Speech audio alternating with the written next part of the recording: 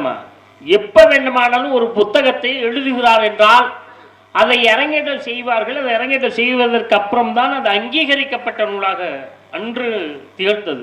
எந்த புத்தகமா இருக்கட்டும், ராமாயணத்தை கம்பர் எழுதினார். எழுதிய உடனேயே அவர் வெளிக்கொண்டு அதை நான் எழுதிவிட்டேன் என்று சொன்னாரா? அதை அரங்கேற்றம் செய்வதற்கு மிகப்பெரிய பாடுபட்டார், கஷ்டப்பட்டார். அப்படி கஷ்டப்பட்டு தான் அவர் அரங்கேற்றம் செய்கிறார். எங்கே அரங்கேற்றம் செய்கிறார் என்றால் கம்பர் ராமாயணத்தை அரங்கேற்றம் செய்து எங்கே அரங்கேற்றம் செய்ய ஸ்ரீரங்கத்திலே கம்பர் எழுதியதை அரங்கேற்றம் செய்கிறார். ஆனால் ஔவையார் அரங்கேற்றம் செய்து வைக்கிறார். அதாவது திருக்குறளை எழுதிய திருவள்ளுடைய திருக்குறளுடைய புத்தகத்தை எங்கே அரங்கேற்றம் செய்து வைக்கிறார்? இதையெல்லாம் ஒரு முக்கியமான ஸ்தலங்களிலே இடங்களிலே அரங்கேற்றம் செய்யப்படுகிறது. அப்பொழுதுதான் அந்த நூலாகப்பட்டது ஒவ்வொன்றும் வெளியே தெரியப்படுகிறது. தெரியப்படுவதற்கு காரணமாக இருப்பவர்கள் இருக்கின்றார்கள். இன்னைக்கு திருவள்ளுவர் யாருன்னா வெளி கொணர்ந்தவர் யாரு?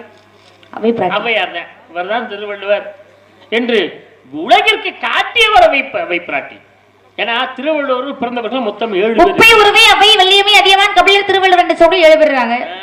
இருக்கிறார்கள். அதில் இப்படியெல்லாம் சிறப்புகள் இருக்கும் பொழுது என்ன காரணம்? யாரு ஒருத்தருடைய உயர்வுக்கு அன்றிலிருந்து இன்று வரை இன்னொருவர் காரணமாக இருக்கிறார்கள். இதுதான் உண்மை, மாட்டுக்கிறது கிடையாது. யாரு யாரோட சேர்ந்தா சிறப்பு, யாரு யாரோடு சேராவிட்டால் சிறப்பில்லை என்பதை முன்னோர்கள் கவி மூலமாக பாடல் மூலமாக சொன்னது என்று பல மேடைகளிலே நாம் பேசுகிறோம். உதாரணத்துக்கு ஒன்று சொல்றேன் பாருங்களேன். எது சேரன்னா சிறப்பு இல்லை, எது இல்லைன்னா அது நல்லா இல்லை அப்படிங்கிறது சொல்றாங்க. மாடில்லான் வாழ்வும் மதி இல்லாதவன் வாணிவும் நல்ல நாடில்லாத நடத்தும் செங்கோன்வையும் கூடும் குருவில்லாதனுடைய வித்தையும் குணமில்லாத பெண்டும் விருந்தில்லாத வீடும் இல்லைன்னா இதெல்லாம் இல்லைன்னா அது நல்லாவே இருக்காது.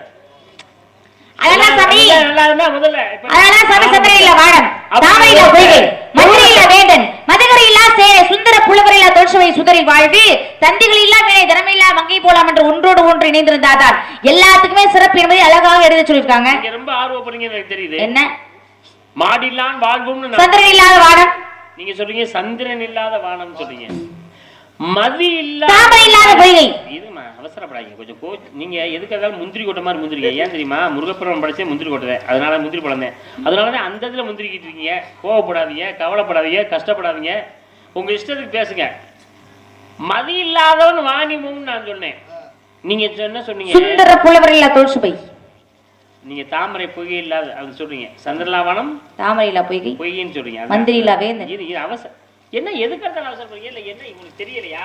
இல்ல வசனம் வரலையா? இல்ல வரிசைப்படுத்த தெரியலையா? எங்க வரிசையை தாங்க சொல்றேன். ஆமா, நீங்க உங்க வரிசையை கடைசியில போயிடுச்சு அந்த வருஷம். நம்ம வருஷம் பார்த்தா 2வது வருஷம் நிக்குது. அப்படியா? நல்ல நாடு இல்லாதவன் நடத்தும் செங்கோன்மையும் அதகரி இல்லா சேனை கூடும் குருவில்லாதவனுடைய வித்தையும் சுந்தர புலவரில்லா துல்சுபை குணமில்லாத பெண்டும் சுதரில் வாழ்வு. இதெல்லாம் இல்லைன்னா நல்லா இருக்காது. நீங்க சொன்னது ஒண்ணுதான். தந்திகள் நீங்க பேசுறீங்க, பேசலாம்னு ரொம்ப விருப்பப்படுறீங்க, ஆசைப்படுறீங்க. ஆனா அவசரப்படுறீங்க. அதான் உங்க அவசரப்பத்தி என்னைக்குமே இருக்கக்கூடாது. அப்படி இல்ல அந்த அவசரப்பட்டுட்டா அப்புறம் யோசிக்க வேண்டியது வரும். யோசிச்சுட்டே எதுவாக இருந்தாலும் தீர்வு காணணும். எதுலையுமே இதை நம்ம செய்தால் அது சரியாக இருக்குமா, தவறாக இருக்குமா, சரியா முடியுமா, தவறா முடியுமான்னு யோசிக்கணும். அது தவறாக முடியும். ஒரு தடவைக்கு 10 முறை 100 முறை யோசிக்கலாம். ஒருவருடைய உயர்வுக்கு இன்னொரு ஒருவர்தான் காரணம் அப்படின்னு அன்றிலிருந்து இன்று வரைக்கும் இருக்கு. அப்படிதான் அதான் யோசிக்கணும். முதல்ல நீங்க பேசுறதுக்கு முதல்ல யோசிச்சு பேசிட்டீங்கன்னா நல்லது. பேசி முடிச்ச அப்புறம் யோசிச்சு என்ன பண்ணதுக்கு பிரயோஜனம் இல்ல. அதனால இப்ப நான் பேசினேன், அதுக்கு நீங்க ஏன் குறுக்க பேசிட்டீங்க? என்ன ஏன் குறுக்க பேசிட்டீங்க? எதுக்கு நீங்க பேசி நான் குறுக்க பேசினா? அப்புறம் நீங்க ஏதாவது பேசுறீங்க, நான் குறுக்க பேசுறேன். பேசல. நான் பேசும்போது நீங்க குறுக்க பேசுறீங்களா? நான் எப்ப பேசினேன்? இப்பதான் பேசுறீங்க. நான் ஒரு கவியை பேசிருக்கோம் இல்ல, நீங்க குறுக்க பேசுறீங்க. ஏன் அப்புறம் நீங்க ஒரு கவி சொன்னீங்க, நான் ஒரு கவி சொல்லிருக்கேன். அப்படியா? ஆமா.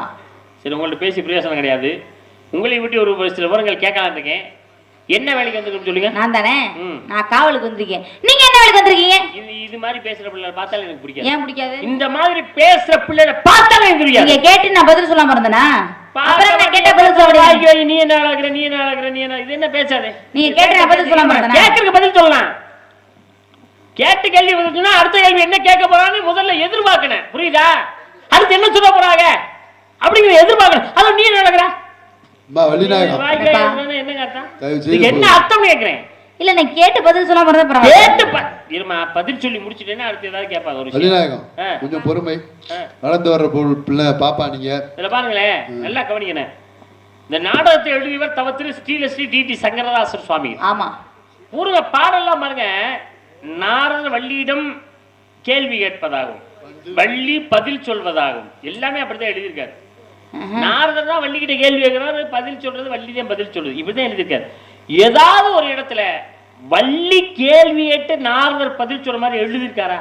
அந்த புராணத்துல அப்படி ஒரு இதே இல்லை. எடுத்து சொல்லுங்க. நாரதர் தான் கேள்வி கேட்பாரு, எந்த ஊரு, என்ன உங்க அப்பா அம்மா பேர் என்ன தொழில் பண்றீங்க எல்லாமே கேட்கிற அவரு. அதுக்கு பதில் சொல்றதா வள்ளி. அம்மா நந்தினி சரி, இப்ப அவர் என்னதான் கேட்டாரு? அப்படி என்ன வேலைக்கு வந்திருக்கீங்கன்னு கேட்டாங்க. நீங்க என்ன சொன்னீங்க? நான் தெளிவா சொல்லிட்டு நான் காவலுக்கு தான் வந்திருக்கேன் அப்படின்னு சொல்லி. திருப்பி நீங்க என்ன கேட்டீங்க? நீங்க என்ன வேலைக்கு வந்திருக்கீங்கன்னு கேட்டேன். அப்படி கேட்க கூடாதுல்ல, தவறுல. அது எவ்வளவு பெரிய முனிவர், அவரெல்லாம் பார்க்க நம்ம கொடுத்து வச்சிருக்கணும். அவர்கிட்ட போய் நீங்க என்ன வேலை பார்க்குறீங்கன்னு கேட்டா அவரே வேலை வெட்டி இல்லாம தான் ஊர் ஊரா சுத்துறாரு. எனக்கு தெரியுங்க. அப்ப அவர் கோவம் வருமா வராதா? இன்னொரு விஷயம் சொன்னாங்க, நீங்க கேட்டீங்களா இல்லையா? அந்த அம்மா கேட்டாங்களா? எனக்கு வேலை வெட்டி இருக்கு, வேலை இல்லாம இருக்கேன் அப்படின்னு கேட்டாங்களா? வாயை கொடுத்து வாங்கி கட்டி வேலையை பார்ப்பு இது அம்மா. அவரே வேலை வெட்டி இல்லாம தவத்திரு ஸ்ரீலஸ்ரீ டி சங்கரதாச சுவாமிகள் என்ன சொல்லிருக்காங்கன்னா, நாரதர் நாரதர் கேள்வி கேட்டு வள்ளி பதில் சொல்றதான் புத்தகத்துல இருக்காங்க. ஆனா வள்ளி கேள்வி கேட்டு நாரதர் பதில் சொல்லணும் அப்படின்னு எந்த புத்தகத்திலும் இல்லையா? கடைசி பக்கத்துல கூட எழுதல. ஆனா இதருங்க, நாரதர் கேட்கணும், அதான் முறை. அப்படித்தான் அவர் எழுதியிருக்காரு. ஆனா எந்த இடத்துலயும் வள்ளி கேள்வி கேட்க கூடாதுன்னு எழுதல. இப்ப நீ புத்தகத்தை முழுசாவே படிச்சு பார்த்துதான் யோசிப்பிரியோ? அப்படி எதுவும் எழுதல. சரிம்மா, நான் கலகம் பண்ணலான்னு வந்திருக்கேன். நான் காவலுக்காக வந்திருக்கேன். யாருக்காக காவலுக்காக? காவல் காப்பதற்காக. நீங்க யாருக்காக கலகம் வந்திருக்கீங்க? இது இந்த மாதிரி எனக்கு பிடிக்க மாட்டேங்குது, சுத்தமா பிடிக்க மாட்டேங்குது.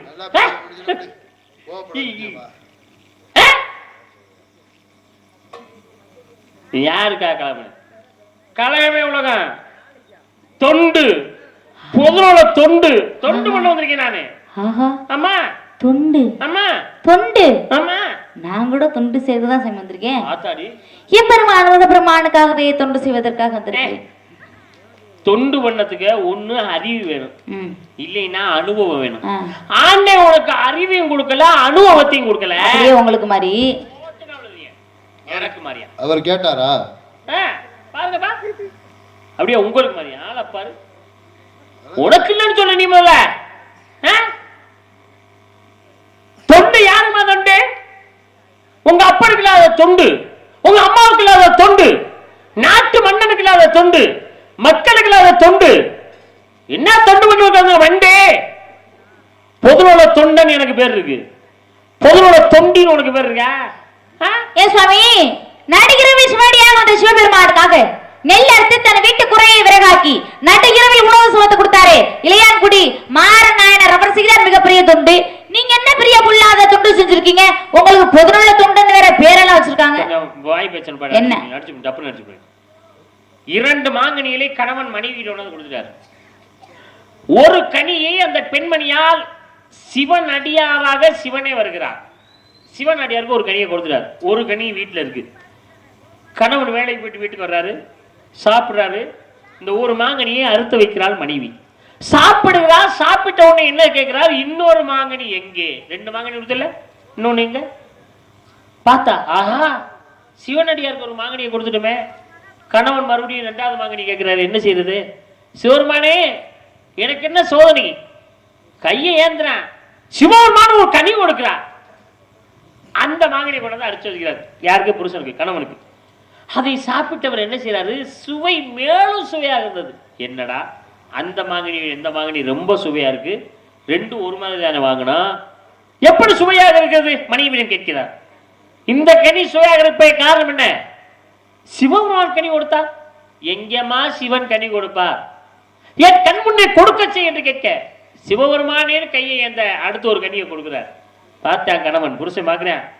அம்மா, நீ சாதாரண பெண்மணி அல்ல, தெய்வ பிறவி. உன்னோடு நான் குடியிருக்க மாட்டேன். போனார் பாண்டிய நாட்டுக்கு மதுரை என்பதுக்கு. கோமலவல்லின்னு ஒரு பெண்ணை திருமணம் முடிக்கிறார். அந்த பெண்ணுக்கும் இவருக்கும் ஒரு குழந்தை பிறக்கிறது. அந்த பெண் குழந்தைக்கு பேர் வைக்கிறார், தன்னுடைய மனைவி பேரை வைக்கிறார். யாரு? என் மூத்த மனைவி புனிதவதின்னு பேர் வைக்கிறார். மனைவி தனியா இருக்காங்க. மனைவி என்ன செய்யறாங்க? தன் கணவருக்கு கிடைக்காத உடம்பு எதுக்காக உடம்பை சிதைக்கிறாள். சிவனை நோக்கி தலைகீழாக நடக்கிறார். சிவபெருமானே அம்மை என்று நினைத்தார். காரைக்கால் அம்மையார் அவசியதா தொண்டு. நீ என்ன தொண்டு பண்ணிட்ட மண்டு? தன்னை கொல்ல வந்த பகைவன் போலியான சிவ வேடம் அணிந்திருக்கான் என்று தெரிந்தும் கூட அவனை கொல்லாமல் தன் எதிரியின் உரியை காப்பாற்றுகிற மெய்ப்பொருள் நாயனர் அவர் செய்த மிகப்பெரிய தொண்டு. நீங்க என்ன பெரிய பொல்லாத தொண்டு செஞ்சிருக்கீங்க? உங்களுக்கு பொதுநல தொண்டன் வேற பேர் வச்சிருக்காங்க. அவர் கைதட்டான ரசிகர்கள் ரசிகர்கள் கைதட்டான அவரெல்லாம் ரசிச்சதுனால கை தட்டுறாங்க. நீர் கை தட்டுகிறீரே எதுக்கு? ஏமா இதெல்லாம் எங்க படிப்பிய வள்ளிநாயகம்? கேள்விப்பட்டதே இல்லைங்க. அந்த போலி சாமியார் தெரிஞ்சு அவர் உயிரை மாய்க்காம தன்னுடைய உயிரை மாய்த்துக்கிட்டான்னு எவ்வளவு பெரியது. அப்ப நான் மட்டும் கதை படிக்கல, இவ்வளவு விவரமா நான் கதை சொன்னேன், பிடிக்கல, அது தெரியல. ஆச்சரியமா இருக்கு, கேள்விப்படாதா இருக்கு. நான் சொன்னவங்க கேள்விப்பட்ட கதை. ஒரு மனிதனுக்கு கை இல்லைன்னா வாழ்ந்துடலாம், காடு இல்லைன்னா வாழ்ந்துடலாம், கண்ணு இல்லைன்னா வாழ முடியுமா? சின்னப்பன் என்று சொல்லக்கூடியவன் வேட்டைக்கு போகிறான். வேட்டைக்கு போய் வரக்கூடிய கரைகளை பச்சையா சிவபெருமானுக்கு படைக்கிறார். தண்ணியை வாயில கொண்டு போய் குப்பிடிச்சுதான் அபிஷேகம் பண்ணுவார். இது வழக்கமாக நடந்து கொண்டிருந்தது. இதை பார்த்தா சிவபெருமான் இப்படிப்பட்ட சோதிக்க வேண்டும் என்பதற்காக கண்ணிலே உதிர வர செய்கிறார். ஆகா, நான் வணங்கும் தெய்வத்துக்கு கண்ணில் அர்த்தம் வருதுன்னு சொல்லி ஒரு கண்ணை எடுத்து அப்படியே வைக்கிறார். மறுபடியும் சோதிப்பதற்கு இன்னொரு கண்ணில் உதிரம் வர செய்கிறார். இன்னொரு கண்ணை தோண்ட போகும் பொழுது நினைக்கிறார், இரண்டாவது கண்ணை எடுத்து விட்டால் சிவன் கண் எங்க இருக்கிறது என்று தெரியாமல் போய்விடுமே என்று தனது காலை தூக்கி அந்த கண்ணிலே வைக்கிறார், கட்ட வெள்ளத்துக்கு. அந்த கண்ணை எடுக்க போகும் பொழுது சிவன் தோன்றி, தின்னப்பா, இங்கிருந்து நீ எனக்கு கண்ணை கொடுத்தனால் கண்ணப்ப நாயனார் ஆகுக அப்படின்னு சொல்லி மிகப்பெரிய வரத்தை கொடுத்து இன்னைக்கு நாயன்மார்களே கண்ணப்ப நாயனார் இருக்கான காரணம் அவன் செஞ்சா தொண்டு. நீ என்ன அப்புறம் தொண்டு பண்ணிட்ட? எவ்வளவு விவரமா விளக்கமா ஒரு கதையை சொல்லியிருக்கேன். கையே தட்டாம மிண்டில வாய் வச்சிட்டு இருக்க. இதெல்லாம் கேள்விப்பட்டதான், நம்ம பார்த்ததுதான், படிச்சதான். இன்னும் தின்னப்ப வேட்டைக்கு போறாரு, போற வழியில ஆலயத்துல போய் பாக்குறாரு, சிவனுடைய கண்ணுல இருந்து ரத்தம் வருது. தன்னுடைய கண்ணை எடுத்து வைக்கிறாரு, மறுகண்ணிலே ரத்தம் வருது, மறுகண்ணை எடுக்க போறாரு. அப்ப சிவன் தோன்றி, இன்று முதல் நீ கண்ணப்பன நாயனார் அப்படின்னு அன்னைக்கு தான் அந்த பட்டமே அவருக்கு கிடைக்கும். அந்த கதை தெரியுதோ? சந்தோஷம் சந்தோஷம். சாமி சாய்ந்த லிங்கத்தை தன் கழுத்தில் கயிறு கட்டி இழுத்து தன் மனைவியின் தாலியை விற்று சிவபூஜை செய்தாரே, குங்குவிய நாயனார் அவர் செய்தார் என்று நீங்க என்ன தொடர்ந்து செஞ்சீங்க? பெத்த உள்ளே சமைச்சு போடுறேன். சிவமுனிவனே சிவனடியா சிவமுனிவனா போய் வரங்க கேட்கிறாரு, உங்க வீட்டுல பிள்ளை இருக்கணும், ஒரு ஆம்பளை பிள்ளை இருக்கணும், வேற பிள்ளைய இருக்கக்கூடாது அப்படின்னு சொல்லி, அதுவும் தாய் பிடித்துக் கொள்ள தந்தை கழுத்தை இருக்க வேண்டும் என்று கேட்கிறார்.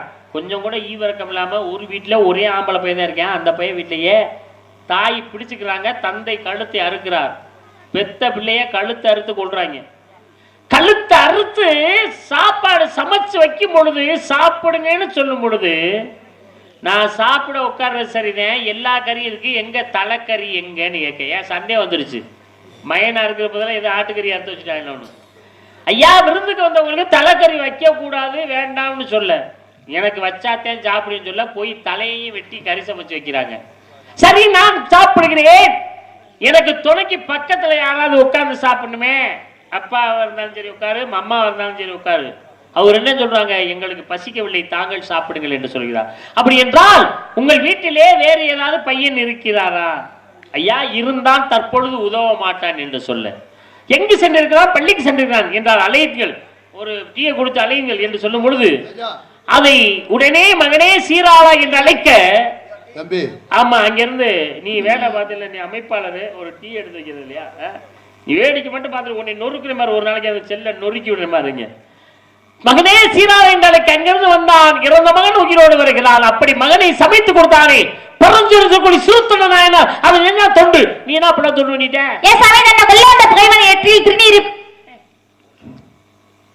என்னமா ஸ்டார்ட் பண்ண இன்ஜின் மாதிரி போயிட்டு ஏப்பு, என்ன டீயை குடிச்சுக்கிட்டு இருக்குது? என்னங்க, தாய் பிடித்துக் கொள்ள தந்தை கழுத்தை அறுக்கிறாரு. ஆமா, அதுல பாருங்க, அது அறுக்கிறத விட அந்த நேரத்துல இருவர் கண்ணுல இருந்து கண்ணீர் வரக்கூடாது, அது ரொம்ப முக்கியம். ஆமா, அப்படிலாம் சொல்லிட்டாங்க. அந்த பையன் பேரு தான் சீராளன். ஆமா, இதெல்லாம் கதை தெரிஞ்சதாங்க. என்ன எல்லா கதையும் படிச்சு வச்சிருக்குது? அந்த மாதிரிதான் புதுசு புதுசா. சரி, இன்னொரு டீ கொடுங்க, இன்னொரு டீயை கொடுங்க, எடுத்து பெட்டியில ஊத்துட்டு. நல்ல வேலையா போச்சு. ஐயோ ஐயோ, சூடு ஏறிக்கிட்டு இருக்குது இந்த அம்மாவுக்கு. நான் சொல்ல கொல்ல போறேன் பாருங்க. நான் சொன்ன கதை பூரா படிச்சு வைக்கிற வேலை நீ வச்சக்கூடாது. இனிமே வந்தா புத்தகத்தை எடுத்து ஒண்ணு கிழிச்சு போட்டுவே, இல்லைன்னா ஒழிச்சு வச்சு. ஏசாமி தன்னை கொல்ல வந்த பகைவனை நெற்றியில் திருநீர் இருப்பதை அறிந்து அவனை கொள்ளாமை தன்னுயிரை மாய்த்து கொண்டார ஏனாதிநாத நாயன் அரவர் செய்தார் மிகப்பெரிய தொண்டு. நீங்க என்ன பெரிய புல்லாத தொண்டு செஞ்சிருக்கீங்க, புதுநல தொண்டுன்னு வேற பேர் உங்களுக்கு. அப்படியா? நாங்க படிக்காத கதையா நீங்க பேசுங்க. நீங்க படிச்சு வச்ச நீ கதை பேசுமா, நீ தானே பேசுமா. என்ன நான் படிக்கிற கதை கூட இந்த ஜென்மரன் படிச்சு வச்சிருக்கேன். சாமி வந்துட்டிய வந்ததுக்கு ஏதாச்சும் சொல்லி முயற்சி பண்ணுகிறேன். ஒரு மனிதன் எப்படி வேணா ஆலயம் கட்டலாம்.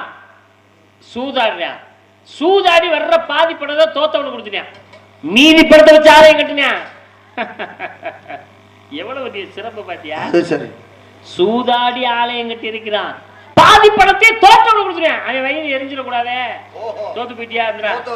1000 ரூபாய் தோத்துட்டியா? 500 ரூபாய் வச்சுக்க. 500 ரூபாய் எனக்கு. அந்த 500 அந்த பாதி பெரிய நல்ல மனசு. பாதி அங்க கொடுத்துட்டு பாதி இங்க. அந்த ஆமாப்பா, இப்பதான் அந்த சாமியை பத்தி பேசுறேன். பாதி அங்க கண்ணு பாதி நீ, பாதி டீ குடிச்சிட்டு பாதி டீ உங்களுக்குன்னு சொல்றேன். நல்ல அருமையா. ஐயோ கடவுளே, நல்ல வேலை பூவை கொண்டாந்து வச்சுட்டு இந்த எனக்கு இருக்கு பாதிப்பு, உங்களுக்கு ரொம்ப பாதிப்பு இந்தாங்க அப்படின்னு சொல்லி பாதிப்பு எனக்கு பாதிப்பு கொடுக்குற மாதிரி பாதி போடுறாத அளவுல சொல்ல மாட்டியா நீ? மீதி படத்தை வச்சு ஆலயம் கட்டினான். ஐய பாதி கதை படிச்சேன், மீதி கதை தெரியாம போச்சு. அதனாலதான் பாதியை வச்சிருக்கேன். அது நான் எனக்கு தெரியாட்டி போயிட்டு போகுது. எங்க அண்ணன் சிங்கங்க 2 பேர் இருக்காங்க, அவங்க 2 பேரும் மீதி கதை சொல்லுவாங்க. சொல்லுங்க பாப்பா. என்ன எங்க படிப்பிய? இந்த கதை படிச்சது இல்லையா? படிச்சதுல கேள்விப்பட்டதும் இல்ல. அது பத்தியா எவ்வளவு ஏற்கனவே நம்ம சொன்னோன்னு ரோசப்பட்டு தெரியா. நான் சொன்னோன்னு முதல்ல சொன்னதான் முழுசா சொல்ல ஈ அடிச்சான் கேப்பி அடிச்ச மாதிரி அப்படியே திருப்பி சொல்லிட்டு இத பாதி கதையில விட்டோன்னே அப்படி. நீங்க எவ்வளவு பெரிய தில்லாத கட்டி எனக்கு தெரியும். தெரிஞ்சிருந்தா முதல்ல பாதி கதையா முடிச்சிருப்பனே. சொல்லு, அவன் யார் தெரியுமா? அவன் தான் மூர்க்கனாயினார். பாதி கோவிலுக்கெல்லாம் கும்பாபிஷேகம் மண்டலாபிஷேகம் சிறப்பை சேர்த்தா சிவனுக்காக. தேவாரம் என்ற பாடலை பாடி உலகம் எல்லாம் சிறப்பித்து சிவபெருமானுடைய அருளை மக்களுக்கு கண்முன் காட்டினாரே திருநாவுக்கரசர் நாயனர் அவர் செய்தார் மிகப்பெரிய தொண்டு. நீங்க என்ன? திருஞான சம்பந்தருக்கு ஆதிபராசக்தி பொற்குணத்திலே ஞானப்பாலை கொடுத்தார். அவர் செய்தார் தொண்டு. நீ நான் தொண்டு பண்ணிட்ட. ஏ சுவாமி, பல சிவத்தொண்டுகளை செய்து தன்னுடைய மூத்த மகன் பாம்பு தீண்டி இறந்து விட்டான் என்பதை கூட கருத்தில் கொள்ளாமல் வந்தவருக்கு உணவு உபசரிப்பு வழங்க வேண்டும் என்ற ஒரே காரணத்திற்காக தன்னுடைய இறந்த மகனையும் மறைக்க துணிந்தாரே அப்புதியடிகள் நாயனார் அவர் செய்தார் தொண்டு. நீங்க என்ன தொண்டு செஞ்சீங்க? இயற்கைக்கு மாறாக தன்னுடைய மனைவியை சிவன் அடியார் பின்னே அனுப்பினானே இயற்பகை நாயனார் அவன் என்ன தொண்டு. நீ நான் தொண்டு போயிட்ட. பல சிவ தொண்டுகளை செய்து கடைசியில் சுந்தரவுடன் கைலாயம் சென்றாரே பெருமழலை குறும்பர் நாயனார் அவர் செய்தார் தொண்டு. நீங்க என்ன தொண்டு செஞ்சீங்க? சந்தன கட்டை கிடைக்கவில்லை என்பதற்காக சந்தனம் கிடைக்கல என்ன செய்யறது? உடனே பார்த்தா தன்னுடைய கை மொழிய கல்லுல வச்சு சிவனுக்கு சந்தனமாக சாத்தினார் மூர்த்தி நாயனார். அவன் செஞ்ச தொண்டு. நீனா அப்படி தொண்டு பண்ணிட்ட. எத்தனையோ இசைக்கருவிகள் இருந்தான் தன்னுடைய புல்லாங்க ஓஷியாலே சிவபெருமானுடைய செவிகளுக்கே விருது அளித்தாரே ஆனாய நாயனார் அவர் செய்தார் தொண்டு. நீங்க என்ன தொண்டு செஞ்சீங்க? பச்சை தண்ணியை ஊத்தி அது திரி போட்டு பச்சை தண்ணியில விளக்கிய நபிநந்தியடி நாயனார் அவன் செஞ்ச தொண்டு. நீனா அப்படி தொண்டு பண்ணிட்ட. ஏன் சுவாமி, எம்பெருமான் சிவபெருமானுக்காக வைக்கப்பட்டிருக்கிற பூஜை பொருட்கள் எல்லாமே கீழே விழுந்து விட்டது என்ற ஒரே காரணத்திற்காக தன்னுடைய கழுத்தை வெட்டி சிவ பூஜை செய்திருந்தாரே அறிவட்டாய நாயனார் அவர் செய்தார் தொண்டு. நீங்க என்ன செஞ்சீங்க? சொன்ன மாதிரி பூஜைக்கு வைத்திருந்த பாலிலே தன்னுடைய தந்தையின் கால் பட்டு வச்சுக்கிறதுக்காக தந்தையுடைய காலையே வெட்டின சண்டீஸ்வரன் தொண்டு. நீ நான் தொண்டு பண்ணிட்டேன். கண்ணே தெரியாமல் கூட மக்களுடைய சமூக கருதி மக்களுக்காக கொடுவிட்டு சிவபெருமானை கண்ணை பெற்றாரே தட்டியடிகள் நாயனார் அவர் செய்தார் தொண்டு. நீங்க என்ன செஞ்சீங்க? சிவ பூஜைக்கு வைத்திருந்த மலரை யானை விட்டு மிதிக்க விட்ட யானையின் கழுத்தை வெட்டி வந்தவன் சிவன் அடியார் என்பது தெரிந்து தன் கழுத்தை வெட்டத்துடனே எரிபத்த நாயனார் அவன் செஞ்ச தொண்டு. நீ நான் தொண்டு பண்ணிட்ட மண்டே. சாமி, இப்படி எல்லாம் நிறைய பேர் தொண்டு செஞ்சவங்க இருக்காங்க. இனிமேல் வந்து சங்கருடைய பாடலை பாட வேண்டும், கதையை நடத்த வேண்டும் என்ற ஒரே காரணத்துக்காக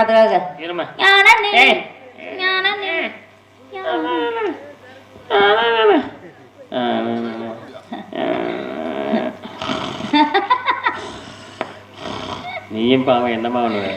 இரவெல்லாம் இங்கே நாடகம் நடிச்சிட்டு பகல் பூரா கலைக்காவிரியில் கல்லூரியில் போய் பரீட்சை எழுதி அங்கேயும் கண் விழித்து இங்கும் கண் விழித்து தூங்காமல் ஒரு வாரமா இரவும் தூக்கம்ல பகலும் தூக்கம் இல்லாம திருச்சியில கடைக்காவேரியில படிச்சுக்கிட்டு இருக்காங்க. அது பரீட்சை நடக்குது. ஆமா, எக்ஸாம் நடந்துட்டு இருக்கு. காலையில 8 மணிக்குள்ள போய் கல்லூரியில இருக்கணும், அதுக்கப்புறம் வரணும். இந்த மாதிரி சூழ்நிலையிலையும் நாடகத்தையும் கெடுக்கக்கூடாது, நாடகத்துக்கும் வரணும், பரீட்சையும் எழுதணும். எப்படி நம்ம கஷ்டம் நம்மளுக்கு தெரியும். பகல்ல போய் தூக்கம் முடிக்கணும்னா ஒரு இரவுல தூக்கம் முடிக்கனாலே 3 நாள் 4 நாள் தூக்குவோம். பகலும் தூக்கம் விழித்து இரவும் தூக்கம் விழித்து எவ்வளவு கஷ்டப்படுறீங்க. உண்மையாவே பாராட்டக்கூடிய விஷயம் தான் அந்த வகையிலே. எல்லாம் மக்களுடைய ஆசீர்வாதம் இருக்கிறதுனாலதான் நீங்க நலமோடும் புகழோடும் நீண்டாயினோடும் நிறைந்த செல்வத்தோடு வாழணும். வாழ்க பல்லாண்டு வாழ்க வளமுடன். உங்க கஷ்டம் எங்களுக்கு புரியுது, இருந்தாலும் சூழ்நிலையின் காரணம் அதான், வந்துதான் ஆகணும், நினைச்சுதான் ஆகணும். ஒரு கட்டாயத்தில் தாங்கள் இருக்கிறீர்கள். எங்களெல்லாம் காப்பாற்றுவதற்கு இங்கே வேறு வழி இல்லை. வீட்டில் அதெல்லாம் வர முடியாது அப்படின்னு சொல்லி இருக்கிறது ரொம்ப நேரம் ஆயிடாது. அப்படி சொல்லிட்டு பேசாமல் போயிடலாம். கண்டிப்பாக மொபைலை சுவிட்ச் ஆஃப் பண்ணிட்டு பேசாமல் வந்துடலாம். ஆனால் அப்படி மற்றவர்களும் தவிக்கக்கூடாது, ஊர்க்காரங்களும் தவிக்கக்கூடாது, நடிகர்களும் பாதிக்கக்கூடாதுன்னு அதை நினைச்சு வரீங்களே, அதுக்கே உங்களுக்கு சந்தோஷம், வாழ்த்துக்களை தெரிவித்துக் கொள்ளலாம். சந்தோஷம் இருக்கட்டும். ரொம்ப மிகப்பெரிய பெருமையாக இருக்கிறது இந்த போட்டி. நீங்க எவ்வளவு நேரம் என்கிட்ட பேசினாலும் சரி, போட்டின்னு மட்டும் என்கிட்ட வந்துட்டாலும் சரி, யார் போட்டி வந்தாலும் அவ்வளவு சாதாரண விட மாட்டேன். ஏன் நீங்க போட்டி வந்திருக்கீங்க, இப்பவும் சொல்றேன், உங்க அண்ணனுக்கு வேட்டியை அவந்தாலும் விட மாட்டேன். அதை பத்தி நீங்க ஏன் அப்படி பேசுங்க. எங்க அண்ணன் வேட்டி கட்டி பாத்துருக்கீங்க, அவர் டவுசரே போடுறது இல்ல. ஏய், வேட்டியாவது வெளியில கட்டுவாங்க, நீ உள்ள இருக்க ட்ரவுசர் முதல் போய் பாத்துருக்கீங்க இல்லையா? அதெல்லாம் ஜட்டி போட்டுக்கோ. பாத்துங்க, புரியுதா? திருநீரிட்டால் யார் கெட்டா? சிவனை மறந்தார் யார் வாழ்ந்தார்? ஆனா உன் வாய் சும்மா இருக்காதம்மா. தப்பா சொன்னா? திருநீர் இட்டு கட்டவே யார் தெரியுமா? ராமணேஸ்வரன். சிவனை மறந்து வாழ்ந்தவர்கள் யார் தெரியுமா? உடனே கேட்கலாம், உன் தலை வெடிச்சிருமாமா. தப்பா சொன்னா? சரிண்ணே. ஏன் கோபப்படுகிறீர்? நான் எங்க கோபப்படுறேன், நீதே கோபப்பட சொல்லிட. அதான் சொல்லுங்க. சிவனை மறந்து வாழ்ந்தவர்கள் ஆழ்வார்கள். மந்திரமாவது நீர், வானவர் வேண்டது நீர், சுந்தரமாவது நீர், சுத்திக்கப்படுவது நீர், சந்திரமாவது நீர், சமயத்தில் உள்ளது நீர், செந்தூர் வாயுமை மங்கள் திரு ஆலவாயன் திருநீரே. திருநீருக்கு எவ்வளவு பெரிய மகிமை இருக்கு தெரியுமா? ஆமா. திருநீருக்கு பேர் என்ன சொல்லுவாங்க தெரியுமா? பட்டை பசுபதி பாசம் முப்பட்டை. நீங்க என்ன போட்டிருக்கீங்க? ஐயோப்பா. ஆனா உண்மையாவே நம்ம வாங்குற சம்பளத்துக்கு நம்ம உழைச்சா, அவர் நீ எதிராளி இருக்கிற சம்பளத்துக்கு உழைச்சே ஆகணும் நீ நினைப்போ இருக்கு. ஆமா. அத்தன்மா அபுமான்னு சொல்லக்கூடிய ராமத்தை போடுங்க. ராம போடுறவனுக்கு ராம எதுன்னு தெரியாம பேசுற நீயே. இந்த நெற்றிகள் இருந்து, சிவனுடைய நெற்றிகள் இருந்து தோன்றப்பட்டவன் யாரு? எம்பெருமான் முருகப்பெருமான். முருகன் கையில என்ன வச்சிருக்காரு? வேல் வச்சிருக்காரு. வாகனமாக மயிலு. அருமையா சொன்னீங்க. கையில வேலு, வாகனமாக மயிலு. நான் உன்கிட்ட கேக்குறேன், சொல்லுங்க. தூங்கா நகரம்னு எங்க சொல்றோம்? மதுரை அமதியைத்தான் தூங்கா நகரம் என்று சொல்லுவோம். சொல்றோம்ல. ஆமா. அங்கே ஆட்சி புரியோள் யாரு? இது கூட வாங்க தெரியாது, மீனாட்சி தான். அருமையா சொன்னீங்க. மீனாட்சி ஆட்சி புரிகிறார். ஆமா. மீனாட்சி தோளிலே இருப்பது கிளி இருக்கிறது. அழகா சொல்றீங்க. மீனாட்சி தான் சக்தியின் வடிவமே. அதான். ஆமா, சக்தியின் வடிவமே மீனாட்சி தான். நீ சக்தி தான் மீனாட்சி. உமா மகேஸ்வரி, அபிராமி, காளி, நீலி, மகமாயி, முத்துமாரி, எல்லாம் அவங்க தான். எல்லாமே தெய்வம் தான். அங்கே ஆட்சியோட மீனாட்சி தான். மீனாட்சி தோழனுக்கு கிளி இருக்கிறது. இதே மாதிரி மீனாட்சி இடத்திலே கிளி இருப்பது போல் முருகப்பெருமான் கையில கிளி வச்சிருக்காரு. அவர் எங்க வச்சிருக்காரு? சுவாமி சொல்லுங்க. முருகப்பெருமான் இருக்காரு, ஆமா. கையில என்ன வச்சிருக்காரு தெரியுமா? வேல் வச்சிருக்காருன்னு சொல்லிட்டேன். வாகனம் என்ன வச்சிருக்காரு? அது மயில் வச்சிருக்காரு. கையில வேலு, வாகனம் மயில். கைவேல் ஏந்திய முருகப்பெருமான் இருக்காரு. அவர் எங்க இருக்காருன்னு மட்டும் நீங்க சொல்லுங்க. பேச்சுக்கு பேசணுங்கிறவங்க போட்டிக்கு பேசுங்க, பேசக்கூடாது. நான் ஒரு கேள்வியை கேட்டுட்டேங்கிறக்காக நீ பதில் சொல்லக்கூடாது. நீங்க கேட்க கூடாதா? கேள்வி வேணாங்களா? அப்புறம் உங்களுக்கு ஒரு எனக்கு ஒரு நியாயமா? கேள்விக்கு பதிலே சொல்லிவிட்டு கேளு. நான் கேள்வி கேட்டேன்னா அந்த கேட்ட கேள்வி நான் தானே கேட்டிருக்கேன். நீ கேட்டமா? அப்புறம் என்ன? முத கேள்வி கேட்டது யாரையா? சாமி நீங்க தான். பதில் யார் சொல்லணும்? அவங்க தான் சொல்லணும். அப்புறம் நான் பதில் சொல்லணும். ரெண்டாவது கேள்வி கேட்டது யாருப்பா? நீதாம்மா. யாருப்பா பதில் சொல்லணும்? சாமி தான் சொல்லணும். நான் கேட்ட கேள்வி நானே பதில் சொல்றேனா? அது எப்படிமா முடியும்? ஏய் சாமி, நான் கேக்குறேன், எது மனநிலை எது குன்றி இருக்கா உனக்கு? அப்புறம் எப்படி உங்க டீம்ல நாங்க இருப்போம்? மனநிலை குன்றுனா வரும். இங்க வரியா? நான் கேக்குற மட்டும் புரியுதா இல்லையா? புரியுது சாமி. இப்ப நான் உன்கிட்ட கேக்குறேன், ஆமா, சாப்பிட்டியான்னு கேக்குறேன். சாமி சாப்பிட்டா. நீங்க சாப்பிட்டீங்களா? இதுதான் தமிழர் பண்பே. சாப்பிட்டீங்களான்னு கேட்டா நான் சாப்பிட்டேன், நீங்க சாப்பிட்டீங்களா? வாங்க சாப்பிட. எல்லாரும் ஒரே மாதிரி இருப்பாங்கன்னு மட்டும் எல்லாரும் ஒரே மாதிரி இருக்க மாட்டாங்க. நாட்டு மக்கள் எல்லாரையும் கேட்டாங்க கிடையாது. சாப்பிட்டீங்களான்னு கேட்டா சாப்பிட்டு எல்லாரும் ஒரே மாதிரி இருக்க மாட்டாங்க. நீங்க சாப்பிட்டீங்களான்னு கேட்பாங்க, யாரும் கேட்க மாட்டாங்க. ஒன்னேவே நான் நேரடியா என்ன கேட்க போறீங்க? வள்ளிநாயகம் சாப்பிட்டீங்களா? ஏன் நான் சாப்பிடலன்னா வந்து ஊட்டி விட போறீங்களா? நியாயமான கேள்வி தானே. ஒன்னே மாதிரி ஒரு கரகத்தை நான் சந்திப்பேன். இல்ல இதுவும் ஒரு நியாயமான கேள்விதான். நான் சாப்பிட்டா என்ன, சாப்பிடாட்டி உங்களுக்கு என்ன? ஐயோ இங்க பார் என்னத்த சாப்பாடு. ஐயா, கல்வேலி இந்த முருகப்பெருமான் திருச்செங்கோட்டிலே கல்வேலி இந்த முருகப்பெருமான் இருக்கார். போதுமா? கண்ணககிரி என்ற இடத்துல கீழே முருகப்பெருமான் இருக்காரு. ஏன் அதை முதல்ல சொல்லணும்? நீங்க முதல்ல சொல்ல வேண்டியதானே. வள்ளி நாயகம் முருகன் கையில வச்சுக்காரு. வேலு வாகனமாக, மயிலு கையில வேலு வாகனமாக. மயிலு. முருகன் கையில எங்க கரும்பு வச்சிருக்காரு? பட்டியல் தான் கையில கரும்பு இருந்துச்சு. நாரத சுவாமி பட்டியல் கரும்பு கையில நாரத சுவாமி கை கரும்பு இருந்துச்சு. நாரத சுவாமி ஆனா முருகன் கையில கரும்பு இருக்கு. எங்க இருக்கு? நாரத சுவாமி சொல்லுங்க இல்லையா? முருகப்பெருமான் கையில என்ன வச்சிருக்காரு? கையில கையில கையில வேல் இருக்குல்ல. வாகனம் மயிலு கையில வேலு வாகனம் மயிலு. மாம்பழம் ஏந்திய முருகப்பெருமான் எங்க இருக்காரு? மாம்பழம் வச்சிருக்கேன், கொய்யா பழம் வச்சிருக்கேன். கொய்யா பழத்தை யாரும் வச்சிருந்தாலும் எனக்கு அவசியம் இல்லை. சாமி அவங்க கேட்கறது தெரிஞ்சா பதில் சொல்லுங்க, இல்லைன்னா தெரியலன்னு சொல்லுங்க. எனக்கு முடங்க கேட்டா அந்த அம்மா என்ன கேட்கறாங்க? மாம்பழம் ஏத்திய முருகன் எங்க இருக்குன்னு கேட்டா, நீங்க கொய்யா பழம் வச்சிருக்க முருகனை பத்தி பேசினா இது சம்பந்தம் இருக்கா? கொய்யா பழத்தை யாரு வச்சிருக்கா? இது தேவையா? இல்ல உங்களுக்கு அதுக்கு சம்பந்தம் இருக்கா? இல்ல கேட்ட கேள்விக்கு ஆராய்ச்சி இல்லப்பா. ஆனா நான் ஒரு கேள்வி, கரும்பு எங்க வச்சிருக்கான்னு கேட்டா பதில் சொல்லணும்ப்பா. மாம்பழம் ஏந்திய முருகப்பெருமான் எங்க இருக்காருன்னு கேட்டா பதில் சொல்லணும்ப்பா. அவங்களும் கேள்வி தானே கேட்டிருக்காங்க. நான் தான் முதல்ல கேள்வி கேட்கிறேன். அண்ணே முதல்ல கேள்வி கேட்டா யாரு? நான் கேள்வி கேட்டா பதில் யாருன்னு சொல்லு. நீங்க தானே முதல்ல கேட்டியா? யார் பதில் சொன்னேன்? ஆமா வள்ளியம்மா தான் சொல்லணும். ரெண்டாவது கேள்வி கேட்டது யாருப்பா? சொல்ல சொன்னேன். முதல்ல கேள்வி கேட்ட ஒரு தானே. ஆமா அவர் பெரிய மனுஷன் கேட்டா சின்ன பிள்ளை நீங்க பதில் சொல்லணும், அதான் நியாயம். ரெண்டாவது கேள்வி கேட்டது யாரு? நீங்க. அப்ப பதில் யாரு சொல்லணும்? அதாவது நீ சின்ன பிள்ளைக்கு தெரியாத விஷயத்த பெரிய மனுஷன் தான் சொல்லி கொடுக்கணும். நீங்க கேட்கணும், உங்க கேள்விக்கு தான் அவர் பதில் சொல்லணும், அதான் நியாயம். ஆமா ஆமா தப்பு நியாயம் இல்ல. நான் தெரியாம கேக்குறேன். என்னதே நினைச்சிருக்கீங்க? ஒண்ணும் பிரச்சனை. மைக்கு கிடைச்சுன்னா வாயில எது வந்தாலும் பேசுறதா? அவர் தான் பெரிய மனுஷன் சொல்லணும், அப்ப சின்ன பிள்ளை சொல்லக்கூடாது. மண்டை கடை பேசல அவங்க தான் சொல்லணும். அப்ப அவர் சொல்லக்கூடாதா? பெரிய மனுஷன் இந்த இடத்துல அவர் தான் நமக்கு தெரியாது. ஒரு மஞ்சா பொழச்சு விடுவேன். என்ன நீங்க அப்படி பேசிட்டு இருக்கீங்க? அவரை பத்தி அவர் தெரிஞ்சா சொல்ல மாட்டாரா? மனசுல அவனை வச்சாமா? அது ரெண்டு பேருக்கும் தெரியலைங்கன்னு தானே தடுமாறிட்டு இருக்காங்க. ஐய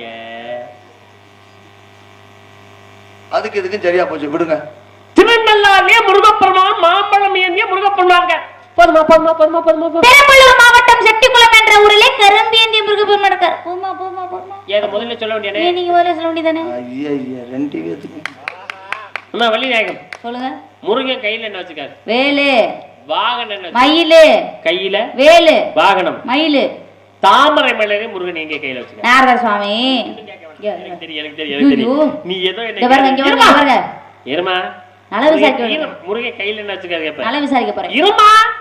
வாகனம் என்ன வச்சிருக்காரு கேப்ப. இதுக்கெல்லாம் சொன்ன உடனே நீ ஏதாவது கேள்வி கேப்ப. நாரத சுவாமி. பதில சொல்லிட்டு கேளு. பதில சொல்லிட்டு கேளுமா. அட இல்லங்க. பதில சொல்லிட்டு கேளு. பதில சொல்லிட்டு கேளு. ஏ சுவாமி. பதில சொல்லிட்டு கேளு. ஒரு தலை யார் கண்ணா கொண்ட முருகப்பெருமான் எங்க இருக்காரு? பகுமானம். சொல்லுங்கப்பா. நீங்களே சொல்லுங்க. முருகனுக்கு எத்தனை தலைப்பா? 6 தலை. எத்தனை கரம்? 12 கரம். 12. அதுதானே. ஆமா. ஒரு தலை 6 கரமா? இப்படி மக்கள். ஆமா. இன்னொன்னு வேணா ஒரு பக்கமா பார்த்துருந்தா 3 தலை ஒரு பக்கம், இன்னொரு பக்கம் 3 தலை தெரியும். 3 தலை 6 தலை 6 கரம்னு சொல்லலாம். நீ ஒரு தலை யார் கரா கொண்ட முருகப்பெருமான் எங்க இருக்காரு? ஐயோ ஐயோ ஒன்னெல்லாம் வச்சுனாங்க என்ன? ஆனா 3 தலை 6 கரம், ஒரு தலை 6 கரம் என்ன? ஏதாவது கேட்கணுமென்று அவர்கிட்ட கேட்க கூடாதுமா. இவரங்க மேடையிலே வள்ளியா நடித்து நம்ம எல்லாம் மகிழ்ந்து கொண்டு இருக்கும் அருமை மகள் நந்தினி அவர்களுக்கு மறைந்த நாடக ராஜ நடிகை சோபனாதேவி அவர்கள் நினைவாக ரூபாய் 101 பரிசா வழங்கி நாரதரை திக்குமுக்காட வைத்ததற்காக அவர் எழுதி கொடுத்தாருங்க. கண்ணன் கோட்டை கண்ணன் அவர்கள் சார்பாக ரூபாய் 101 பரிசா வழங்கி உள்ளார்கள். அன்பளிப்படி வாரி வழங்கி அருமைக்குரிய அன்பு அண்ணா அவர்களுக்கு எங்கள் சார்பாகவும் நாங்கள் சார்ந்த கலை குடும்பத்தின் சார்பாகவும் சிரமத்தாழ்ந்த மனமார்ந்த இதயம் நிறைந்த நன்றி இழந்த வணக்கம். சோபனாதேவி இருந்த காலத்துல நீங்க இருந்தீங்களா? இல்ல அது அவங்க இருந்த காலத்துல இருந்திருக்கா உங்களுக்கு? அப்புறம் இல்லாம எழுதி கொடுப்பா. இல்ல அந்த அளவுக்கு ரசிப்பு தன்மை இருக்கு பாருங்களேன். உங்க அத்தை அவங்க எழுதி கொடுத்தது ரொம்ப சந்தோஷம் மகிழ்ச்சி. அவருடைய சார்பிலே முதல்ல நன்றி. ஜாம்பான், மிகப்பெரிய ஜாம்பான். மேடையில் என்னன்னா அவங்க அதிரடியா திணிப்பாங்க எப்போ பார்த்தாலும். 30 நாளும் வரிசையில நாங்க தான் நடந்து போவோம். நாங்கெல்லாம் ஒரே மாதிரி 30 நாள்னா 30 நாள் எந்த மாற்றம் இருக்காது, வேற யாருமே இருக்காது. நாங்க தான் வரிசையில் நடந்து போனோம். சந்தோஷமா அவங்க இறக்கும் வரையிலும் கூட நாங்கள் தான் அந்த இறக்கும் தரவையிலும் கூட அவங்க நாங்கள்லாம் ஒன்றா போயிட்டு தான் இருந்தோம். சோமநாதேவி முதல் நாள் நாங்கள் தான் போனோம். அடுத்த நாள் இறக்கிறார்கள், அன்றும் நாங்கள் போக வேண்டிய இருந்ததும் அப்படி தான். அதே மாதிரி தான் சக்திராஜம்மா முதல் நாள் நாங்கள் வரோம், மறுநாள் நாளும் இந்த மாதிரி நாங்கள் வரிசையில் நாடகத்துக்கு நாங்கள்லாம் சந்தித்தவர்கள். அவர்களை நினைவூட்டும் வகையிலே அன்பளிப்பணி மாறி கொடுத்த கண்ணன் அவர்களுக்கு முதலில் நன்றி. அவர்களுக்கு ஆமாம் சந்தோஷம், மகிழ்ச்சியா.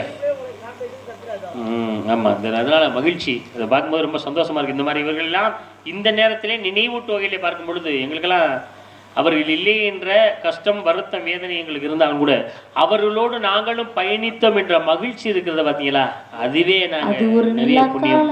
ஆமாம், அந்த வகையில் நான் கேட்டது என்னன்னு மட்டும் நீங்க பாருங்களே. தாமரை மலர் எங்க இருக்கு? ஒரு தலை யாரு கரை கொண்ட முருகப்பெருமான் எங்க இருக்காருன்னு கேட்டேன். கழுகுமலை இந்த சோலைமலையிலே ஒரு தலை யாரு போகுமா? திரு ஆவூர் என்று சொல்லக்கூடிய இடத்துல தாமரை மலர் இந்த முருகப்பெருமான் இருக்காரு. சரி கேட்டோம். நான் ஒரே ஒரு கேள்வி கேட்கிறேன், அதுக்கப்புறம் நீங்க பதில் சொல்லிட்டு போயிருங்க. அதுக்கப்புறம் நீங்க ஒன்றும் நீங்க பேச வேணாம், இதோட போதும். இல்ல ஒரு 5 கேள்வி கேட்கிறேன், இந்த 5 கேள்விக்கு மட்டும் நீங்க பதில் சொல்லிட்டு போயிருங்க. அதுக்கப்புறம் நீங்க பேச வேண்டியது கிடையாது, நான் என்ன வேணும் பேசு. இல்ல ஒரு 10 கேள்வி கேட்கிறேன், 10 கேள்விக்கு மட்டும் பதில் சொல்லுங்க. அதுக்கப்புறம் நீங்க ஒண்ணு கேட்கலாம். இல்ல ஒரு 50 கேள்வி 50 கேள்வி பதில் சொல்லுங்க. ஒரு 100 கேள்வி கேட்கிறேன். என்னப்பா? இல்ல முதல்ல நீங்க எத்தனை கேள்வி கேட்கறோம்னு நீங்க முதல்ல முடிவு பண்ணிக்கங்க. இல்ல சத்தியமா நான் சொல்ல வரேன், அதுக்கு வாமா 100 கேள்வி கேட்பேன், இல்ல ஒரு 50 கேள்வி வைப்பேன். அத்தனை கேள்விக்கு ஒரே நிமிடம், ஒரு நிமிஷத்துல பதில் சொல்லணும். எத்தனை கேள்வி கேட்டாலும் ஒரே நிமிஷத்துல பதில் சொல்லணும். சொல்லுவீங்களா? தெரியாது. அதீங்களா? போ, இதோட உள்ள போயிரு. என்னம்மா நீ பேசிக்கிட்டு இருக்க நீங்களா? வள்ளிநாயகம் இங்க வாங்கம்மா. உங்களால முடியாத ஒண்ணு இருக்கா? நீங்க எவ்வளவு ஒரு அறிவான குழந்தை. ஒரு கேள்வி பதில் சொல்றதுக்கு எவ்வளவு நேரம் ஆகுது? அப்பாலாம் ஒரு நொடியில பதில் சொல்லுவேன், நீங்க என்ன? அதெல்லாம் சொல்ல முடியாது, சும்மா நீங்க பேசணுங்கிறதெல்லாம் பேசாதீங்க. நல்லா முடிச்சுக்கம்மா, உண்மையிலே சொல்றேன். அப்பா ஒரு நொடியில சொல்லுவாங்க. நீங்க ரொம்ப அதிகமா பேசுறீங்க. சொல்ல முடியாது. நான் ஒரு நிமிஷம் சொல்றேன், ஒரு நொடியில பதில் சொல்ல முடியாது. சொல்ல முடியாது. 50 இல்ல 60 இல்ல 80 கேள்வி வேணாலும் கேளுங்க, ஒரு நொடியில சொல்ல முடியாது. சொல்ல முடியாது. அப்படி சொல்லாது, நீங்க முடிவு பண்ணாதீங்க. பதில் சொல்றவன் அவன் என்ன சொல்லணும், சொல்ல முடியாது.